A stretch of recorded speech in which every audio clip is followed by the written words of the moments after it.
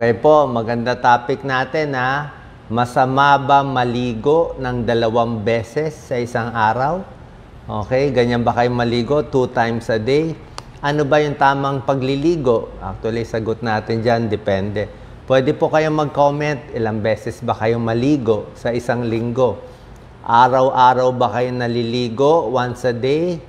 2 times ba sa isang araw? O bihira lang kayo maligo every other day?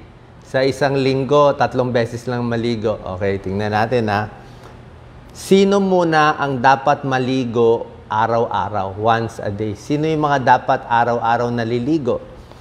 Ang kailangan maligo araw-araw kung madumi ang lugar nyo. Parang dito sa Pilipinas, di ba? Laging mausok, maalikabok, lumalabas ka ng bahay, di ba? Very pollution sa atin. Nagtatrabaho tayo sa labas, kailangan ligo araw-araw.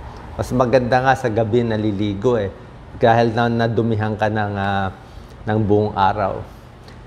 Yung mga gardener na humahawak sa lupa, kailangan maligo din araw-araw. Construction worker, kailangan din araw-araw. Kasambahay, kung talagang marami kang ginagawa, pinapawisan ka, kakalinis, maganda rin maligo. Atleta ng gym, yung mga nag-exercise, pinapawisan, kailangan din araw-araw. Animal worker, meron nasa farm, pet lover, farming, mga teenagers na may pimples, kailangan hilamos naman yun eh. Hilamos twice a day. Pero yung ligo, pwede na rin.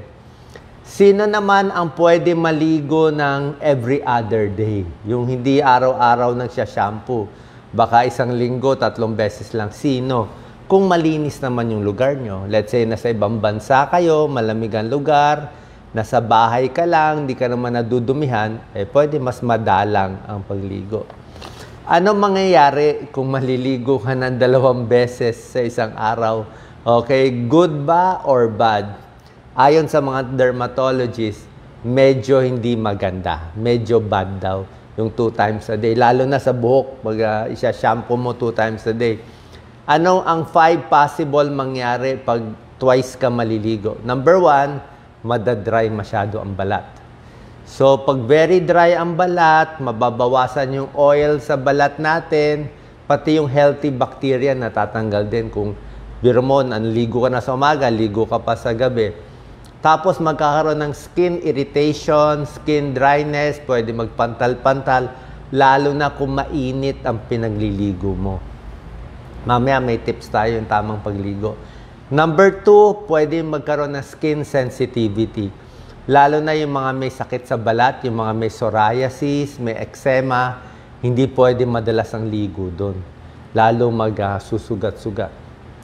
Number 3, kung nalalagas ang buhok mo, kung nag-hair fall ka, hindi rin maganda ligo ng ligo, lalo malalagas. Bakit?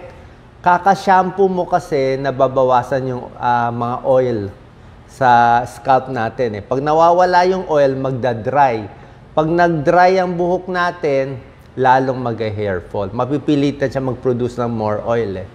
Number 4, pag ligo ka ng ligo 2 times a day, sinabi ko, di ba, magda-dry yung scalp natin, yung anit, dadami dandruff.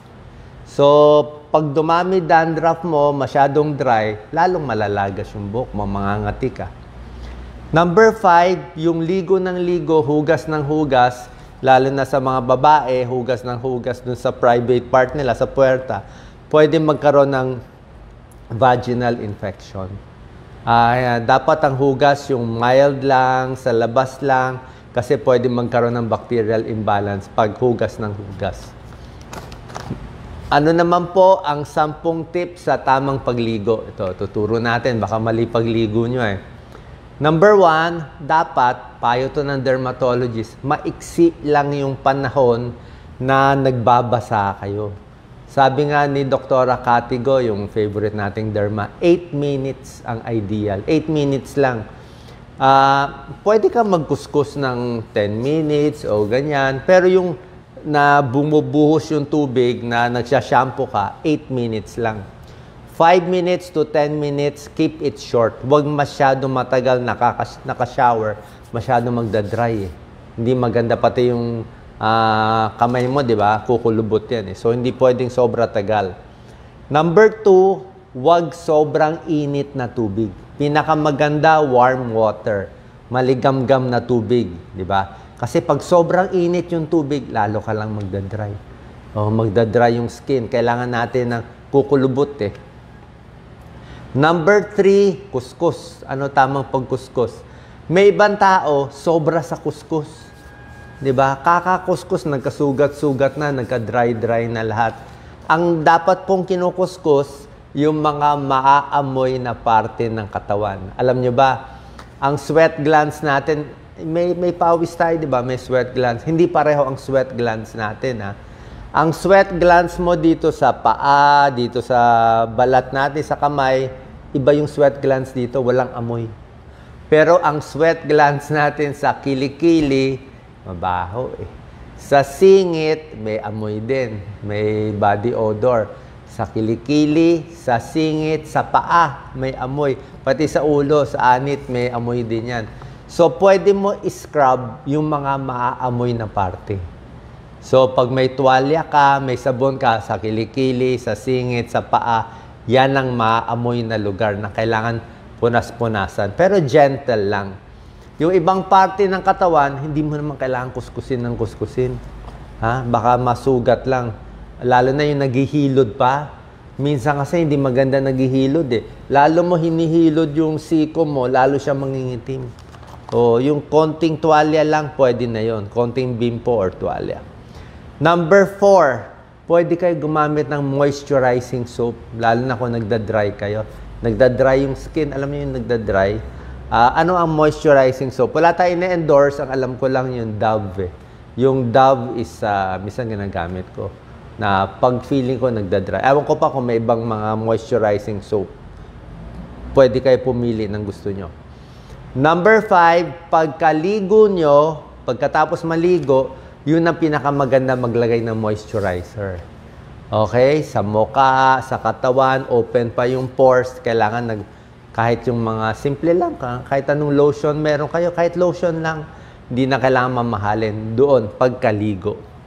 Number 6, kailangan malinis ang tuwalya. Yung tuwalya ng pagpunas nyo, kailangan malinis. Kasi pag luma, basa, mabaho, magbabody odor ka. Tsaka yung towel na luma, mabilis puntahan ng bakterya. Okay? So, bakit nangangamoy? Baka yung towel mabaho. Kailangan mahanginan at matuyo. Number 7, ito napakahalaga. Kung dinadry mo ang buhok mo, ayan, di ba? Yung iba, pag nag-dry, ganyan, di ba? Basa, malalagas buhok nyo. Oo, siguro pag 20 years old ka, pwede kang magganyan-ganyan. Pero pag tayo, nalalagas na ang buhok, ganito lang ang mag-dry. Kunin mo yung tuwalya mo, dampi-dampi lang. Huwag mong gaganyanin kasi pag basa ang buhok, pag matanda na tayo, mabilis na yan. Marupok na eh. Mahuhulog yan. Makita nyo yung drain. Diba? Nagsasabi ba ako ng totoo? Hindi. Tingnan mo yung drain. Ang daming buhok. Kasi lalo na pag kinukuskus mo, dahan-dahan lang ang kuskus.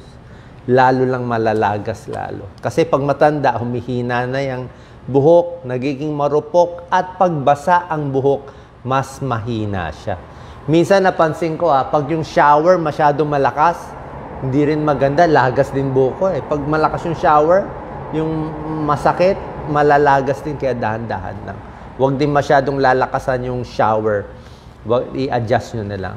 So, dampi-dampi lang. Bukod sa buhok, dinadampi-dampi, pati kung meron kayong mga sugat-sugat, may eczema, may psoriasis, dampi-dampi lang. Huwag ganun-ganunin, lalo ka masusugat, ha?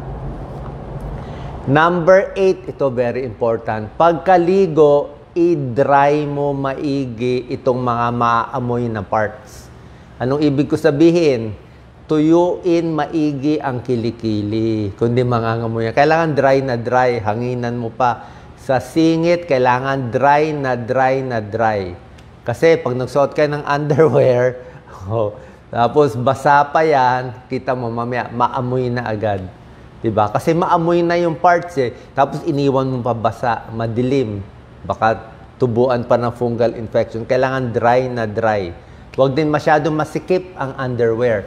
Yan ang payo ng ating dermatologist, si Dr. Catigo. Sabi niya, para hindi mag-vaginal infection, hindi mag-UTI, ang size daw ng underwear ng babae kailangan 1 size bigger.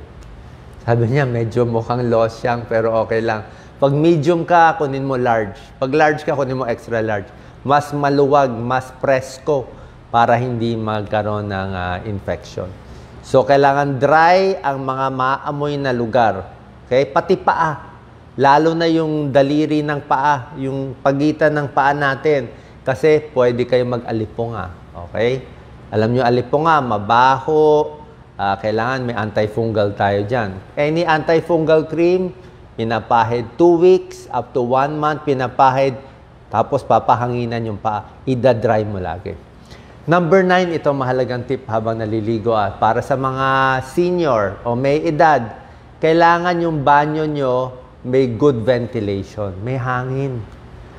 Hindi nyo ba napapansin, pag sarado ang pintuan, walang hangin, naligo ka ng 20 minutes, hindi ka na makahinga. Diba? Lalo na kung matanda, hapo ka na. Bakit? Puro carbon dioxide na eh. Sobra na init eh, nakulob ka na sa loob eh. Kailangan may konting hangin. Lalo na kung matanda na, mahina na ang baga, may hika, mahina na ang puso, kailangan mo mahanginan. Kasi mamaya biglang atakihin tayo sa banyo, di ba? Nagkulang ka ng oxygen. Nakakapagod maligo, Nakakapagod maligo, lalo na pa nagbabaldi kayo, tapos senior na. Number 10, pag medyo matanda na, medyo mahina na, maglagay ng plastic na silya sa banyo. Ako, lahat ng banyo ko may plastic na silya. Para saan yung plastic? Pag nagbubuhos, mas maganda nakaupo, mas safe. Bakit? Pag nakatayo kasi, ang dami mong sabon dito, nakatayo ka, nagsya-shampoo ka, baka matumba tayo eh. Alam nyo naman, pag edad 50, 60, may vertigo na kayo, di ba? May hilo na kayo. Yung balance nyo, hindi na maganda. Tsaka tandaan nyo, number 1, aksidente sa banyo. Number 1, aksidente, basang-basa yung floor, may sabon sa mata, may sabon sa paa. Napakabilis madulas. Paano kung madulas ka? At least nakaupo ka, habang nagkukuskus ka ng paa, nag-shower ka, safe ka. Hindi ka matutumba. Basta stable ka lang. Huwag ka lang mahuhulog. Diba? Or kung may rubber mat ka, pwede rin. Ako rin, minsan ginagawa ko, pag naliligo ako, lalo na kung maraming sabon sa mata, humahawak ako sa dingding. Either sa dingding, sa lababo, para meron kang stability. Kasi baka matumba tayo. Okay? So, yan po yung mga tips natin. May silya, stable, mag-ingat. So, maganda ba maligo 2 times a day? Siguro once a day na lang pwede. Yung sa katawan maliligo, pwede naman. Pero yung sa buhok, hindi maganda pag 2 times a day. Pag nalalagas ang buhok nyo, siguro every other day. Tapos dahan-dahan lang. Okay? Sana po nakatulong tong video natin. Meron nagtatanong, maganda daw ba maligo sa umaga o sa gabi? Okay? Sa akin, nagtatrabaho kayo, atleta, construction worker, pawis na pawis, ay mas maganda sa gabi kung gano'n. Sa ibang bansa, lagi naman sila sa gabi. O sasabihin na iba, magiging anemic, wala po. Hindi ka... Magiging anemic, hindi po. Hindi tunay. Magiging pasmado, mapapasma. O sige, ganito. Pag napagod kayo, napawisan kayo, galing trabaho, di ba? Nakasapatos kayo, naka-rubber shoes. Pag uwi nyo, tanggalin mo na yung sapatos, tanggalin yung medyas, pahinga kayo ng 15 minutes up to 30 minutes. Pwede yan. 15 minutes to 30 minutes, pahangin muna, relax muna. Pag relax na, pwede na maligo. Kung takot man kayo sa pasma, hindi na kayo mapapasma yan. At least, kinul down mo muna yung katawan mo. Tapos yung tubig, sabi ko, lukewarm, pinakamaganda. Tapos pag maliligo kayo, maraming benefits, di ba? Bawas pimples, bawas dumi, bawas mga infection. Meron pa, lastly, ano mangyayari, ito dapat another topic to. Ano mangyayari kung di ka maligo ng 1 linggo, 2 linggo? Meron ba mangyayari? Meron mangyayari.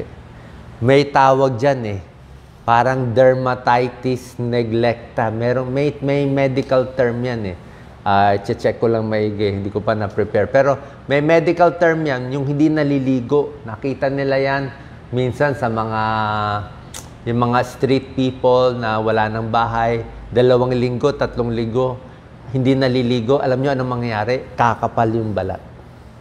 Kakapal yung balat, magkakaroon ng brown. Parang nagbabalat siya ng brown. So, super dumi ang nangyayari. Nagiging brown yung mga libag, tapos nagkakaroon ng mga skin problem. So, hindi rin pwede talaga hindi maligo. So, piliin nyo yung tamang ligo. Once a day, pag nasa Pilipinas, pwede sa gabi. Sa akin, mas gusto ko sa gabi. Gusto sa umaga, okay rin naman. Kung nasa abroad, pwede naman every other day, lalo na kung nalalagas yung buhok. Dahan-dahan lang po, tamang pagligo para sa inyo. God bless. Share po natin. Salamat po.